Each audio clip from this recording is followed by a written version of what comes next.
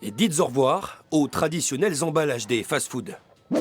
Place désormais dans cette célèbre enseigne à une vaisselle en plastique, destinée aux repas consommés sur place.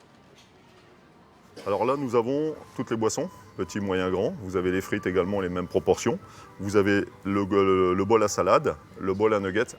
Un changement visuel mais aussi structurel, car il a fallu se réorganiser en cuisine. On a également restructuré complètement nos plonges, du nouveau matériel.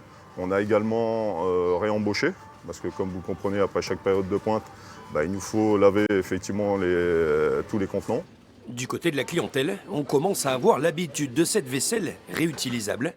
Elle était déjà en test ici depuis juin dernier. C'est très bien, ça devrait se généraliser parce que ça permet quand même de recycler les emballages et puis de limiter surtout les emballages. Ça a changé du papier, c'était un peu plus qualitatif. Donc c'est un peu plus sympa. Puis c'est mieux parce que les anciens en papier là, pour boire, c'était pas agréable. C'est mieux du coup.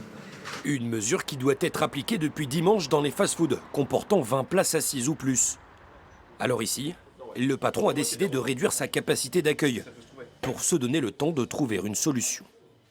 On va éviter de faire comme d'autres grandes enseignes font, revenir au plastique. Franchement, on n'est pas pour du tout. Donc essayer de trouver vraiment une autre solution, vraiment plus vertueuse. La loi va dans le bon sens, mais pour moi, il y a aussi la manière de l'appliquer qui peut être encore mieux faite. Tout cela représentera forcément un investissement supplémentaire. Chaque année en France, les enseignes de restauration rapide génèrent 180 000 tonnes de déchets.